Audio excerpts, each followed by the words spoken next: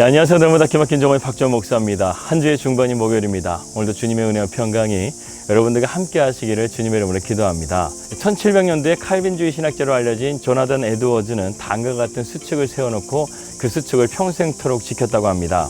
첫 번째, 살아가는 동안은 나의 모든 힘을 다해서 살아간다. 두 번째, 한순간의 시간이라도 결코 놓치지 않고 내가 할 수 있는 한 가장 유익한 방법으로 그것을 이용한다. 세 번째, 타인들 가운데에서 내가 경멸한다거나 언짢게 생각하는 일은 어떤 일이라도 하지 않는다. 네 번째, 어떠한 일도 원한 때문에는 하지 않는다. 다섯 번째, 내 인생의 마지막 시간이라 할지라도 행하기를 꺼려할 일이 있다면 어떠한 것이라도 결코 하지 않는다. 여러분 어떻습니까? 그리스도인으로 산다는 것이 참 만만치 않더라는 생각이 들지 않으십니까? 하지만 우리가 주님을 위해서 이렇게 살아갈 수 있다고 한다면 저와 여러분의 삶은 분명히 주님이 일하시고 지키시고 역사하여 주실 것을 믿습니다. 2022년 2월 10일 날마다 기막힌 정오 시작합니다.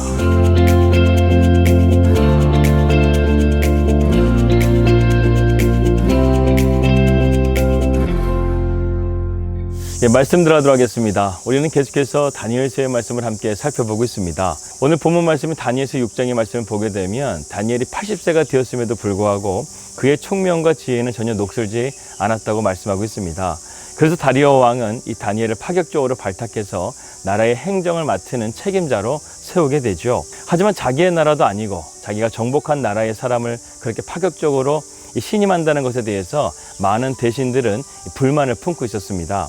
그래서 결국 이러한 불만이 표면적으로 드러나게 된 사건이 오늘 다니엘서 6장의 말씀의 배경이 됩니다. 그래서 그들은요, 주도 면밀하게 다니엘의 일거수일투족을 다 살피게 됩니다. 그런데요, 다니엘의 고발을 준비를 하는 자들이 이 다니엘을 살피면 살필수록 탐복을 하게 되었습니다. 그것은 무엇이냐면 도대체 어떻게 이렇게 걸리는 것이 없고 깨끗하고 탁월하게 살아갈 수 있을까 하는 생각이 들었다는 것이죠. 하지만 그래도 다니엘의 대적들은 쉽게 물러날 생각이 없었습니다. 날마다 눈에 가시와 같은 다니엘을 어떻게든 제거해야지만 자기들의 속이 풀릴 것 같았습니다. 그런데요, 다니엘의 행적을 따라가는 과정 가운데서 한 가지 사실을 이들이 발견하게 되죠. 그것은 무엇이냐면 바로 다니엘의 신앙이었습니다. 그는 우상숭배가 극심한 바벨론 정권 아래에서도 철저하게 하나님을 믿는 신앙을 지켜왔다는 것을 그들은 알게 된 것이죠. 하지만 음모자들은 다니엘의 이러한 신앙에 감명을 받는 대신 이것이 다니엘의 치명적인 약점으로 삼고 이것을 가지고 그를 음해하기로 결심하게 됩니다. 음모자들은 이 교활한 작전을 실행에 옮기기 시작합니다. 오늘 6절에서 7절 말씀입니다. 이에 총리들과 고관들이 모여서 왕에게 나아가서 그에게 말하되 다리오 왕이여 만수무강하옵소서. 나라의 모든 총리와 지사와 총독과 법관과 관원이 의논하고 왕에게 한 법률을 세우며 한 금령을 정하실 것을 구하나이다. 왕이여 그것은 곧 이제부터 30일 동안에 누구든지 왕 외에 어떤 신에게나 사람에게 무엇을 구하면 사자굴에 던져넣기로 한 것이니이다. 그들은 어렵게 찾은 이 다니엘의 핸디캡을 가지고 다리오 왕에게 나아갑니다. 그들도 지금 생명을 건 엄청난 도박을 하고 있는 것이죠. 만약 다니엘이 왕의 명령에 따라서 한 달의 기간 동안 기도를 하지 않는다고 한다면 이 모든 계획들은 다 수포로 돌아가게 되는 것입니다. 하지만 그들은 지금 다니엘의 신앙을 믿고 있습니다. 여러분 정말 아이러니하지 않습니까? 그들은 회의를 하면서요, 다니엘이 아무리 왕명이라 할지라도 그는 믿음으로 기도할 거야. 그는 목숨을 걸고 기도할 거야. 나는 다니엘의 믿음을 믿어. 이렇게 생각하면서 그들이 오히려 다니엘의 신앙을 믿고 있는 것을 볼 수 있다는 것입니다. 여러분 오늘날 세상은요, 기독교를 다른 종교보다 더 비판의 눈으로 보고 있습니다. 그런데 이 이면에는 오늘 다니엘이 고발하는 자들과 같이 우리가 정말 믿음으로 바로 서기를 원하는 이러한 그들의 마음이 내재되어 있기 때문에 다른 종교들보다도 우리 기독교를 더 비판하고 있는 것이라고 볼 수 있습니다.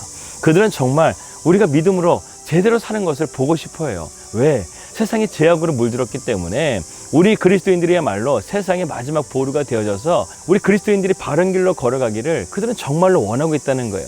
그런데 그렇게 살지 못하니까 더욱더 비판하고 더욱더 우리 그리스도인들을 압박하고 핍박하고 있는 것입니다.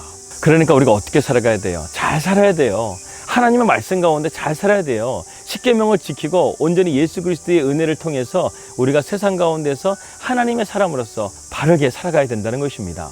이제 음모자들은 이 다니엘을 함정에 빠뜨리기 위해서 왕까지 끌어들이는 목숨을 건 도박을 하고 있습니다. 먼저 이들은 왕을 위해서 상소하는 것처럼 보입니다. 겉으로 보기에는 충신 같아 보여요. 하지만 8절의 말씀 보게 되면 그들의 의도가 다분히 드러나게 됩니다. 8절입니다. 그런즉 왕이여 원하건대 금령을 세우시고 이 조서에 왕의 도장을 찍어 메대와 파사에 고치지 아니하는 규례를 따라 그것을 다시 고치지 못하게 하옵소서 하며, 지금 음모자들은요 지금 왕까지도 덫에 걸리게 하고 있습니다. 왕이 조서를 한번 쓰게 되면 그것은 왕명이기 때문에 바꿀 수가 없다는 것이죠. 만약에 바꾼다고 한다면 왕의 말에 권위가 없어지기 때문에 왕도 이것을 쉽게 바꾸지 못한다는 사실을 알기 때문에 이것을 금령을 내리게 해달라 이 신하들이 상소를 하게 된 것입니다. 정말 놀라운 일은요, 이 다리오 왕이 다니엘을 그렇게 아끼면서도요 이 법안을 바로 통과를 시킨다는 것입니다. 9절입니다. 이에 다리오 왕이 조서에 왕의 도장을 찍어 금령을 내니라.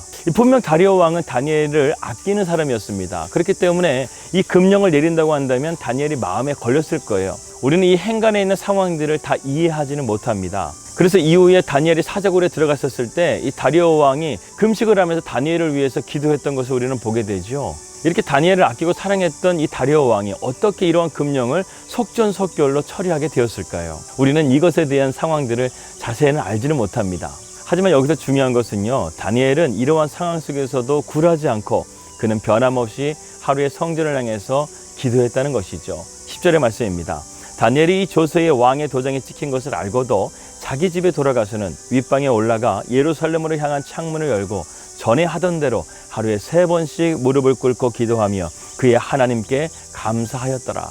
여기서 아주 중요한 다니엘의 믿음을 우리는 볼 수 있습니다. 10절에서 다니엘은 이 조서에 왕의 도장이 찍힌 것을 알고도 라고 되어져 있죠. 이것은 아주 비장한 마음으로 그가 기도했다는 것입니다. 내가 목숨을 잃는다 할지라도 난 하나님 앞에 기도하겠다는 그의 믿음의 결의가 이 속에 담겨 있다는 것이죠. 여러분, 다니엘은 지금 행정부의 수장입니다. 이 법령이 발표되는 것을 당연히 제일 먼저 알고 있었을 거예요. 그리고 그는 명민했기 때문에 이 상황을 얼마든지 피해갈 수 있는 대처 방법을 알고 있었을 것입니다. 그리고 또한 이 법령 자체가 자기를 죽이려고 하는 음모라는 사실도 다니엘은 분명히 알고 있었을 것입니다. 보통 이런 가운데 있다고 한다면 우리는 제일 먼저 피할 길을 찾겠죠. 인간적인 방법을 썼을 것입니다. 그런데 다니엘은요, 이런 인간적인 방법들을 전혀 쓰지 않습니다. 그는 오늘 10절의 말씀처럼 전에 하던 대로 평소 습관대로 기도를 했다는 것이죠. 하나님을 예배했다는 것입니다. 다니엘이 평생 동안 그렇게 하나님 앞에 기도했던 대로 그는 하나님을 예배하고 하나님 앞에 기도의 자리로 나갔다는 것입니다. 여러분, 진짜 예배자는요, 진짜 기도자는요, 어떤 상황 가운데 있다 할지라도 하나님을 예배합니다. 하나님을 기도합니다. 내가 내일 죽는다 할지라도 하나님 앞에 기도하고 하나님 앞에 예배해야 하는 자리를 가장 기뻐하는 자리로 여겼다는 것이죠. 여러분, 우리의 삶의 기도라는 것은요, 꾸준해야 됩니다. 일관성이 있어야 된다는 거예요. 때로는 어떤 상황 때문에, 내 문제 때문에 그것을 안 하려고 하고 피하려고 한다는 것은요, 진짜 신앙인의 모습이 아니라는 것입니다. 다니엘은 자기 목에 칼이 들어오는 것을 알았음에도 불구하고 전에 하던 대로 하나님 앞에 기도했다는 거예요. 오히려 하나님 앞에 더욱더 집중해서 기도했을 것입니다. 그렇게 다니엘은 이렇게 기도한 다음에 그 기도를 감사로 마치고 있습니다. 지금 이 기도를 마친 후에 그는 사자굴에 들어가야 될 상황임에도 불구하고 다니엘은 이렇게 자신의 믿음으로 기도할 수 있었던 것에 대해서 하나님 앞에 감사했다는 것이죠. 여러분, 어떻게 이럴 수 있을까요? 사실 다니엘은 그렇게 공개적으로 협박을 받은 것도 아니었습니다. 그는 높은 지위에 있으면서 얼마든지 이러한 상황을 피해갈 수 있었을 거예요. 아니면 자기의 기도처가 아닌 좀 더 은밀한 곳에서, 사람들이 보지 않는 곳에서 그는 기도할 수 있었을 것입니다. 하지만 그는 늘 정한 시간에 정한 위치에서 기도를 드렸다는 것이죠. 다니엘은 정말 죽음을 각오한 기도를 드렸던 것입니다. 사실 다니엘의 인생 가운데서 죽음을 각오하지 않았던 그런 순간들이 어디 있었습니까? 1장에서도 그러했고 2장에서도 그러했고 3장과 4장과 5장에서도 그러했습니다. 그때마다 다니엘을 구원한 것이 무엇입니까? 바로 하나님이셨어요. 바로 다니엘의 기도였다는 것입니다. 그리고 하나님께서는요, 놀라운 방법으로 다니엘을 구원해 주셨습니다. 오늘 본문에 나오는 것처럼요, 선하신 하나님은 사자굴에서도 다니엘을 지켜주셨다는 거예요. 이처럼 하나님께 드리는 기도는요, 절대로 실패하지 않습니다. 그래서 이런 명언이 있잖아요. 기도하는 자식은 절대로 망하지 않는다. 왜 그렇습니까? 기도는요, 하나님께서 들으시는 것이기 때문에 그렇습니다. 우리는 기도를 멈추지 말아야 됩니다. 세상의 어떤 것으로도 우리의 마음을 빼앗기지 말아야 되겠습니다. 그러면 반드시 우리의 상황은 역전될 수 있고요, 반전될 수 있을 것입니다. 이것이 믿음을 가진 자가 세상을 이기는 방법입니다. 그것은 바로 기도라는 무기죠. 다니엘의 기도는요, 그냥 기도가 아니었어요. 절대적인 기도였습니다. 세상과 타협하거나 문제 앞에 흔들리거나 주춤하는 그러한 기도가 아니었다는 거예요. 그는 무조건 기도하는 것입니다. 목숨을 걸고 기도했다는 거예요. 심지어는 생명의 위협이 있다 할지라도 어떤 상황에서든지 기도해야 된다는 것입니다.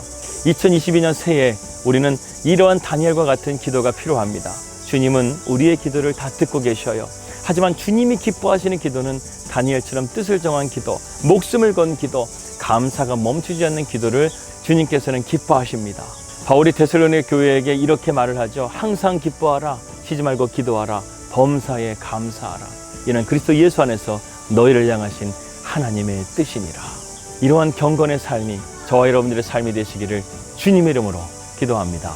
기도하겠습니다. 하나님 아버지 감사합니다. 오늘 말씀을 통해서 우리가 다니엘의 이 놀라운 믿음의 모습을 배우게 되었습니다. 우리도 다니엘처럼 하나님 앞에 절대적인 기도를 드릴 수 있는 믿음의 사람이 되게 하여 주시옵소서. 항상 기뻐하게 하시고 쉬지 말고 기도하게 하시고 범사에 감사함을 통해서 우리의 삶이 하나님 앞에 영광 돌릴 수 있는 삶이 될 수 있도록 주님께서 인도하여 주시옵소서. 예수 그리스도 이름으로 기도하였습니다.